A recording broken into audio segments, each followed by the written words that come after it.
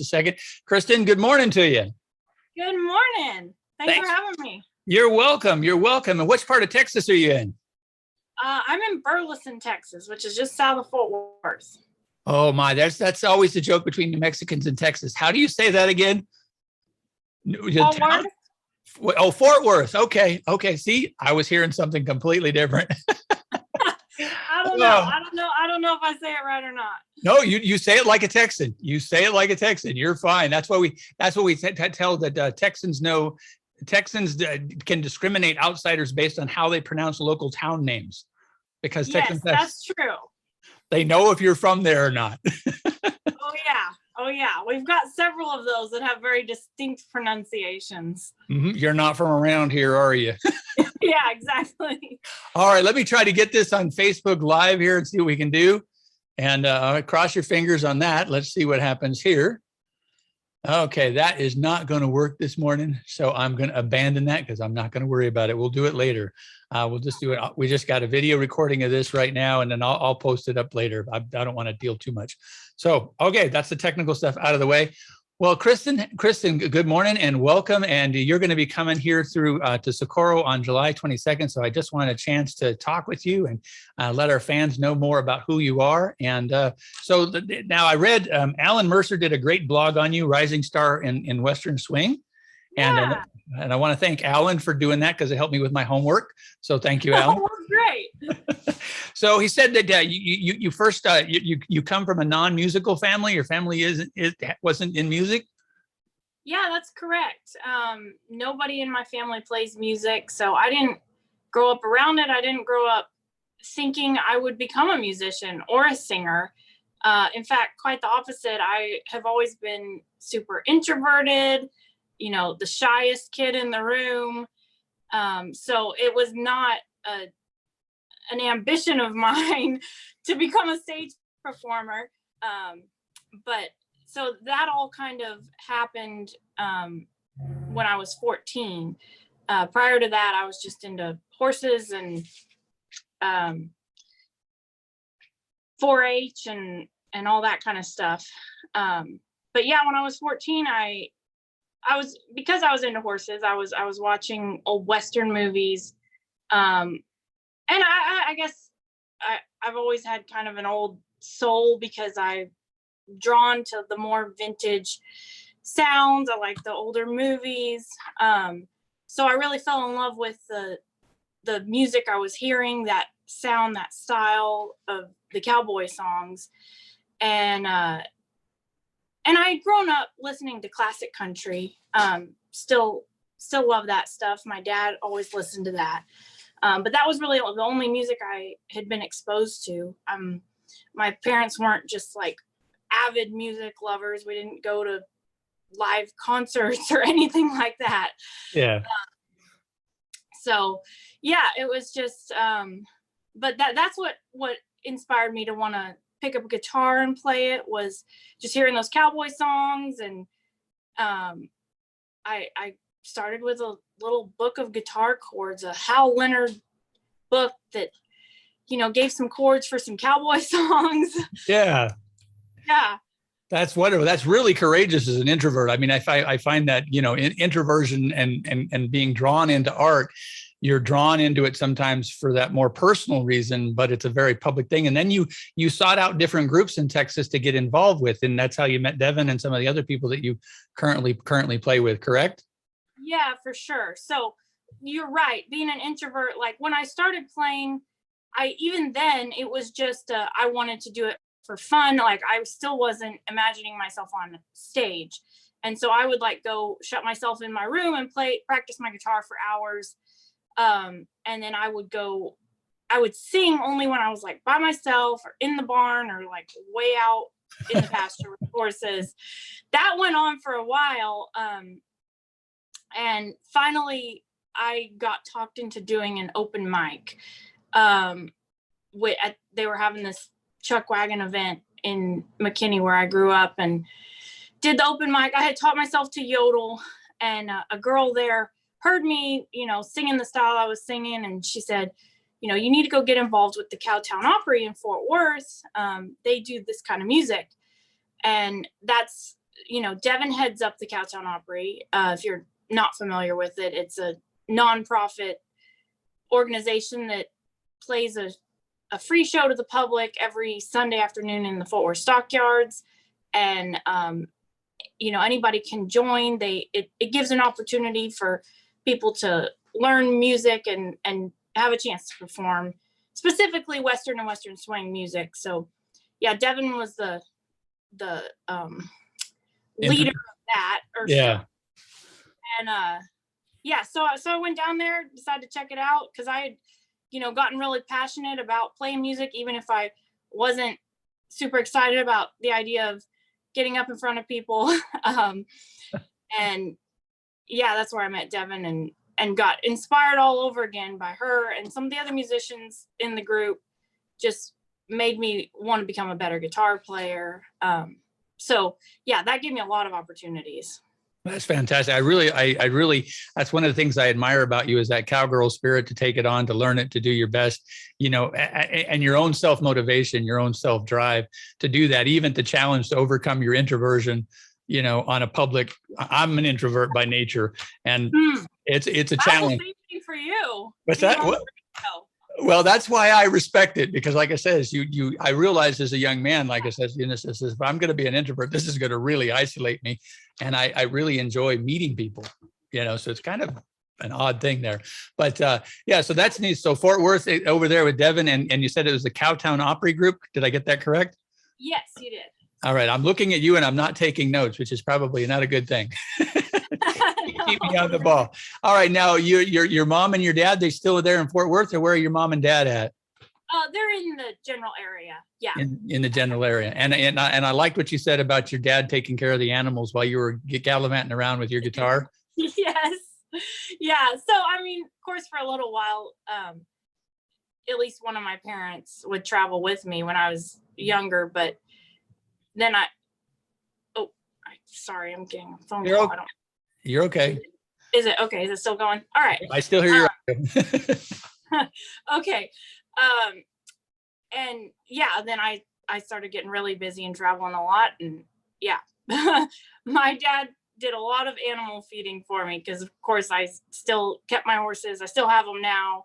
And that has continued to be a big part of my life too. But yeah, so you have a little ranching operation farm. What are you running over there? Well, I have 3 horses. I do have a small herd of cows as well. Those are not here with me. I have been very blessed. Like you said, you love meeting people. I've met so many amazing people through music. And so this is kind of a odd situation, but my cows are in Idaho with some ranchers up there that I go up there quite a bit, that I met through music, and now they've become like family to me. But anyway, I run my cows in with their herd. So just kind of was able to make that dream come true of wanting to have my own herd of cows. And of course I saw the calves off each year and have grown the herd and, gotten to do that, but don't have them here with me on a daily basis, which is, a blessing too, in a way, since I'm traveling so much. Yeah, it's difficult to manage, but Idaho's beautiful. I know Clint Bradley over there in the UK, he visited Idaho and really fell in love with Coeur d'Alene, and I've been up there myself, and nice place to have had cows. What's that? Yeah, for sure. For sure. It's beautiful. All right, let's go back to the music. So your latest album out now is A Place to Land? Yes, that's correct. And how is that doing for you? Well, that was the first album that I actually got to help produce. My previous albums, I hired a producer, Rich O'Brien, great producer. Mm-hmm. But this one was really fun because, I got my hands in it a little bit more. And I would say it's the album I'm the most proud of. And so, yeah, I've been I can't believe that was 2020. I released that, because time since 2020 has just been weird and gone by like crazy. But yeah, so it's time for another album. But yeah. So are you working on new songs then at this point, or? I am. Yeah, I am. All right. So So it's well, now you've got me excited. I'm always excited when an artist is making new songs. yeah, well, me too, because I'm, I like to songwrite, but I'm not as prolific as I would like to be. So, whenever I'm writing new songs, I'm excited about it too. Yeah. So what inspires? I mean, like I said, you mentioned a lot of the old cowboy movies and things that you like to watch. A lot of the old timer. Now Texas is interesting because we got Patsy Montana. Texas also had a group of women in Western music back in the day that were actually prisoners that toured around Texas and sang and were really popular in the 40s, I think it was, if I'm remembering correctly. So a lot of history there. So some of our singer songwriters, one of the things I like about Western swing is the storytelling. So what kind of subjects and things inspire you and inform your music? I do know a lot of your songs. It's kind of just a question. Yeah. Well, all kinds of things, really. Sometimes it's just everyday life. Sometimes it's like a phrase someone says, or like even I've written a song based on like a TV show I watched that had like a story in it. It can really depend. And of course, the horses and that kind of lifestyle, or being around that, inspires me. I don't know, just really, I feel like comes from anywhere. But I agree. I like the storytelling that's in Western music. That's something you don't find in a lot of, or in some genres of music. Right. Yeah. And I don't know, I've always been drawn to, I get inspired, I guess, by other people's songs, other songwriters, and just hearing how cleverly they use words and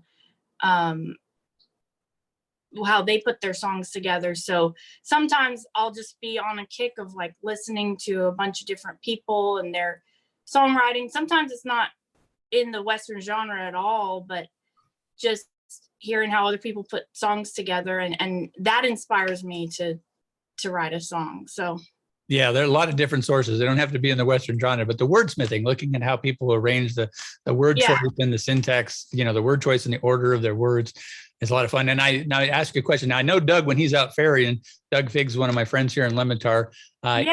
He keeps his little notebook in his car, and he's, he'll be fair, and then he'll come up with an idea. Do you carry around a little notebook for these little statements and inspirations you have, or how do you capture some of these inspirational moments when you're moving around and having your life, if you will?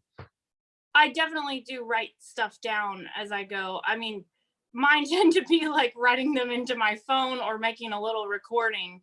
But yeah, I should carry around a notebook. Sometimes it's better to do it on paper.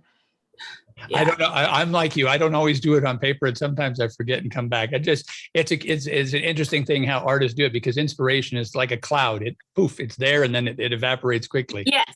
Oh yeah. And for me, it's like sometimes those inspirations come like right as you're about to drift off to sleep too, and I'll lay there like, am I going to remember this in the morning, or do I really have to get up and write it down now? And you don't remember it in the morning. So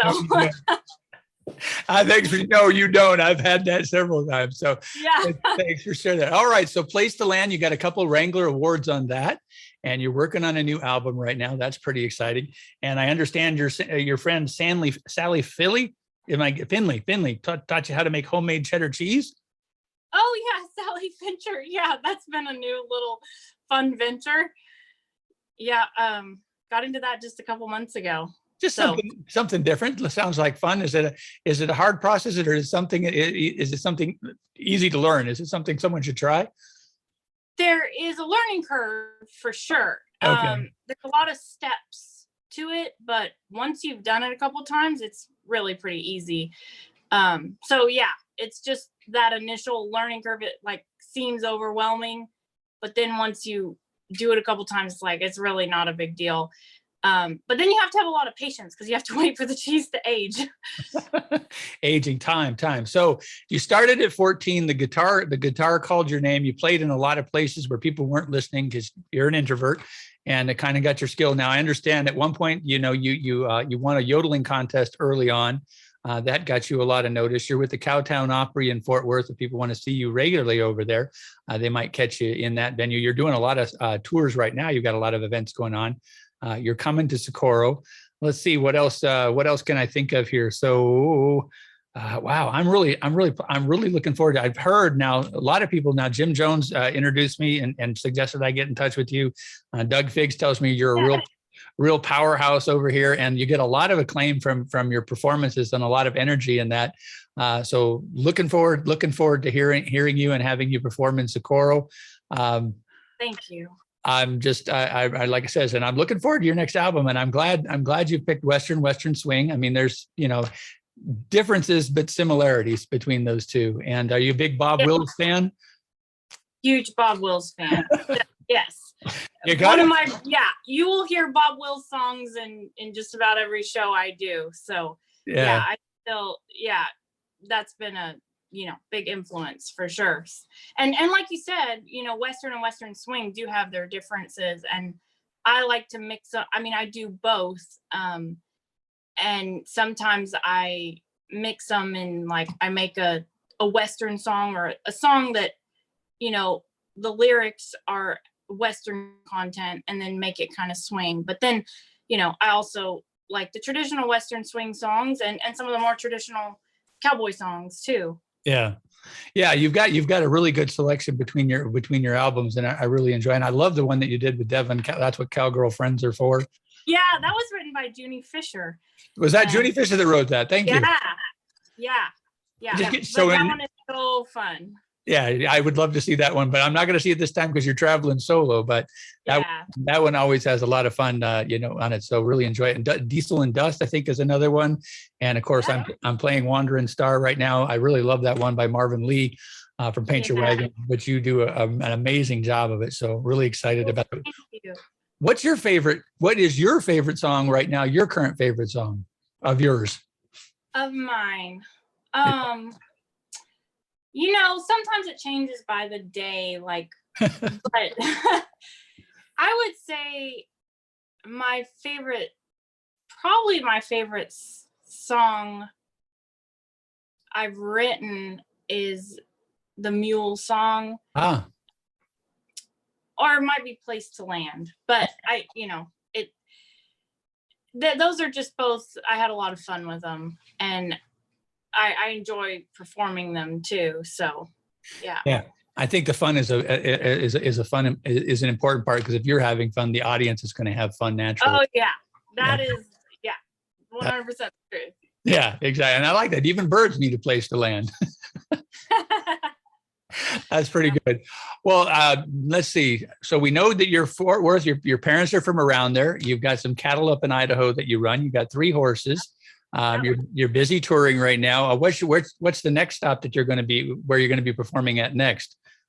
I've got a couple shows in Texas this weekend, Cleburne, Texas, at a neat little intimate concert venue, Songbird Live, and then Saturday I'm playing in Meridian, Texas. And those will both be with a band. And then next weekend, or the weekend after that, the weekend before I get to come to New Mexico, I'll be out in California. So. Wow. Have a good time out in California. They got a really good group of fans out there. You should have a good time. Yeah. This will be a private, well, actually it might not be a private event. It's at a remote ranch, but it'll be a lot of fun. You'll have a good time. The good folk out there. Yeah. All right. Well, Kristyn, I really, I think I'm out of my questions. I don't know. I just really appreciate the conversation and getting to know you. And, fans, this is Kristyn Harris that you're listening. She's going to be here in Socorro on July 22nd. Well, I hope you'll come out and join us for Kristyn Harris's performance, along with a great meal at Jackson Ranch Steakhouse. Kristyn, we're going to get your meal that night. And Jackson's an executive chef, and he's absolutely fantastic. You're going to have a good time. And we look forward. I'm looking forward to it. Yes, I am so excited you get to play there. So thank you so much for putting that together and having me. You're welcome. And thanks for coming down. Like I said, trying to spread the love of Western and Western music. I mean, there's a lot of new music like yours that's out there right now. We got to let people know that there isn't a last cowboy song or a cowgirl song. Right. It's going to be around a while, doggone it. Yes, it is. You bet. And thanks definitely in part to people like you that are helping promote it. So I sure appreciate it.